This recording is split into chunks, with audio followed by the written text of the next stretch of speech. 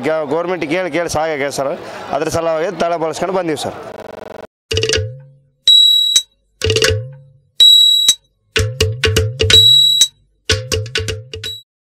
ತಲೆಯನ್ನು ಬೋಳಿಸ್ಕೊಂಡು ನಮ್ಮ ಕಾರ್ಯಕರ್ತರು ತಲೆಯನ್ನು ಬೋಳಿಸ್ಕೊಂಡು ರಾಜ್ಯ ಸರ್ಕಾರ ತಿಥಿಯನ್ನು ಮಾಡ್ತಿದ್ದೀವಿ. ಯಾಕೆ ಅಂತ ಹೇಳಿದ್ರೆ ರಾಜ್ಯ ಸರ್ಕಾರ ನಮ್ಮ ಪಾಲಿಗೆ ರಾಜ್ಯದ ಮುನ್ಸಿಪಾಲ್ಟಿಗಳಲ್ಲಿ ಕೆಲಸ ಮಾಡ್ತಕ್ಕಂಥ ಹೊರಗುತ್ತಿಗೆ ನೌಕರರನ್ನು ನೇರ ಪಾವತಿಗೆ ತರಬೇಕು ಅಂತೇಳಿ ಕಳೆದ ಹಲವಾರು ವರ್ಷಗಳಿಂದ ಹೋರಾಟ ಮಾಡ್ತಿದ್ವಿ. ನಾವೇನು ನಿನ್ನೆ ಮಾರ್ಚ್ 10ನೇ ತಾರೀಕು ತನಕ ಸರ್ಕಾರಕ್ಕೆ ಗಡುವನ್ನು ಕೊಟ್ಟಿದ್ವಿ.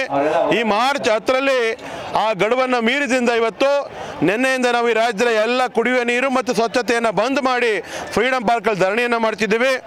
ಇವತ್ತು ತಲೆಯನ್ನು ಬೋಳಿಸ್ಕೊಂಡು ನಮ್ಮ ಕಾರ್ಯಕರ್ತರು ತಲೆಯನ್ನು ಬೋಳಿಸ್ಕೊಂಡು ರಾಜ್ಯ ಸರ್ಕಾರ ತಿಥಿಯನ್ನು ಮಾಡ್ತಿದ್ದೀವಿ. ಯಾಕೆ ಅಂತ ಹೇಳಿದ್ರೆ ರಾಜ್ಯ ಸರ್ಕಾರ ನಮ್ಮ ಪಾಲಿಗೆ ಸತ್ತೋಗಿರೋ ಕಾರಣಕ್ಕೆ ನಾವೆಲ್ಲ ಇಲ್ಲಿ ಬೀದಿಲಿ ನಿಂತ್ಕೊಂಡು ಇವತ್ತು ನಾವು ಹೋರಾಟವನ್ನು ಮಾಡುವಂಥ ಸಂದರ್ಭ ಸೃಷ್ಟಿಯಾಗಿದೆ. ಹಾಗಾಗಿ ರಾಜ್ಯದ ಬೊಮ್ಮಾಯಿ ಅವರ ನೇತೃತ್ವದ ರಾಜ್ಯ ಸರ್ಕಾರ ಇವತ್ತು ಈ ರಾಜ್ಯದ ಲಕ್ಷಾಂತರ ಕಾರ್ಮಿಕರ ಪಾಲಿಗೆ ಸತ್ತೋಗಿದೆ, ಅದಿನ್ನೂ ಬದುಕಿಲ್ಲ ಅದು ಅಂತೇಳಿ ಅಂತಿಮವಾಗಿರ್ತಕ್ಕಂಥ ಶ್ರಾದ್ದ ಕೆಲಸವನ್ನು ಮಾಡ್ತಾ ಇದ್ದೀವಿ.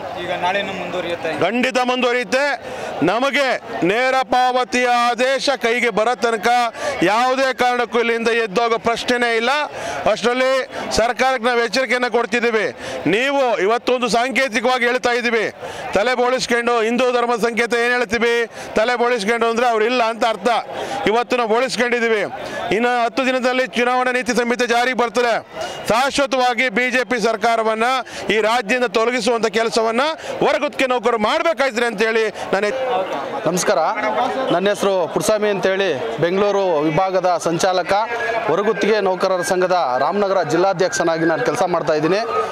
ಏನು ನಾವು ನಿನ್ನೆಯಿಂದ ಈ ಧರಣಿಯನ್ನು ಹಮ್ಮಿಕೊಂಡಿದ್ದೀವೋ ಉದ್ದೇಶ ಇಷ್ಟೇ. ಕಳೆದ ತಿಂಗಳು 22-23ನೇ ತಾರೀಕು ನಾವೇನು ಧರಣಿ ಮಾಡಿದ್ದೀವಿ, ಆ ಧರಣಿಲಿ ಡಾಕ್ಟರ್ ಅಜಯ್ ನಾಗಭೂಷಣ್ ಅವರು ಕೂಡ ನಮಗೆ 10ನೇ ತಾರೀಕು ಒಳಗಡೆ ನಿಮಗೆ ಒಂದು ಒಳ್ಳೆಯ ಸುದ್ದಿಯನ್ನು ನಾವು ಕೊಡ್ತೀವಿ ಅಂತೇಳಿ ನಮಗೆ ಭರವಸೆಯನ್ನು ಕೊಟ್ಟಿದ್ದರು. ಆ ಭರವಸೆಯನ್ನು ಅವರು ಮಾತು ತಪ್ಪಿದ್ದಾರೆ.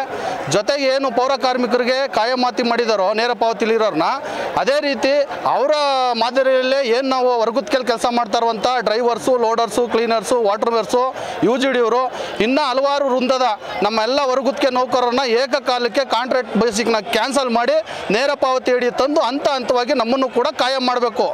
ಒಂದು ವೇಳೆ ಏನಾದರೂ ಕಾಯಂ ಮಾಡಿಲ್ಲ ಅಂದರೆ ಇದು 2ನೇ ದಿನದಲ್ಲಿ ನಾವು ತಲೆಯನ್ನು ಕೂದಲನ್ನು ಬೋಳಿಸ್ಕೊಂಡು ಸರ್ಕಾರಕ್ಕೆ ತಿಥಿಯನ್ನು ಮಾಡ್ತಾ ಇದ್ದೀವಿ.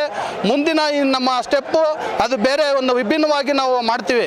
ಅದಕ್ಕೆ ಸರ್ಕಾರ ಎಚ್ಚೆತ್ತುಕೊಂಡು ಕೂಡಲೇ ಸನ್ಮಾನ್ಯ ಬೊಮ್ಮಾಯಿ ಅವರು ಈಗ ಕಾಂಟ್ರಾಕ್ಟ್ ಬೇಸಿಕ್ನ ಕ್ಯಾನ್ಸಲ್ ಮಾಡಿ ನೇರ ಪಾವತಿಯನ್ನು ಜಾರಿ ಮಾಡಿ ನಮಗೆ ಆರ್ಡರ್ ಕಾಪಿ ಕೊಡೋ ತನಕ ಕೂಡ ನಾವು ಇಲ್ಲಿಂದ ಜಗ್ಗಲ್ಲ.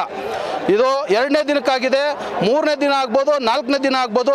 ನಮ್ಮ ರಾಜ್ಯಾಧ್ಯಕ್ಷರು MB ನಾಗಣ್ಣವ್ರ ಗೌಡರ ನೇತೃತ್ವದಲ್ಲಿ ಒಂದು ವಾರ ಆದರೂ ಪರವಾಗಿಲ್ಲ, 15 ದಿನ ಆದರೂ ಪರವಾಗಿಲ್ಲ, ನಾವು ಮಾಡಲಿಕ್ಕೆ ರೆಡಿ ಇದ್ದೀವಿ.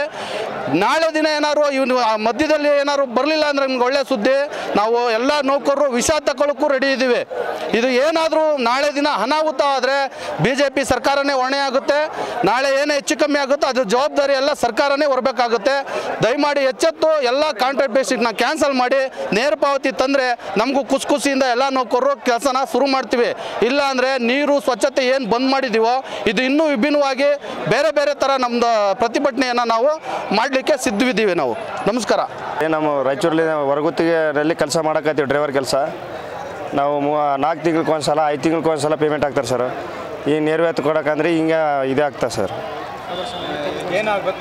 ನಮ್ಗೆ ನೇರ ಪಾವತಿ ಬೇಕು ಸರ್. ನಮ್ಗೆ ಏನು ಬೇಡ, ನೇರ ಪಾವತಿ ಬೇಕು ನಮ್ಗೆ. ಅದಕ್ಕೆ ಈಗ ಗೌರ್ಮೆಂಟ್ ಕೇಳಿ ಸಾಕಾಗ್ಯದ ಸರ್.